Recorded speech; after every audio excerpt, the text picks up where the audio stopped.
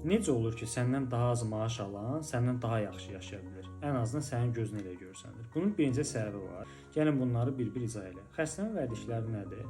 Sənin maaşının az və ya çox olmağından asılı olmayaraq, sən xərclərini doğru formada xərcləməlisən. Yəni maaş çox alsan belə, əgər pulun hara getdiyini bilmirsənsə, sənin əlindəki pul əriyəcək. İkinci məsələ kredit məsələsi. İnsanlar tanıyıram ki, alır 1000 manat, amma telefonu kreditlə, game alır kreditlə, yəni kredit kartlarla, hər şey demək olar adamın kreditlədir və bu da sənin borc bataqlığına düşməyinə səbəb olur. Kredit ancaq zəruri xərclərini ödəmək üçün istifadə olunmalıdır. Üçüncü məsələ, büdcə planının olması. Büdcə planı sən maaşını alan kimi dərhal bilməlisən ki, maaşını bu ay ərzində nələrə xərcləyəcəksən.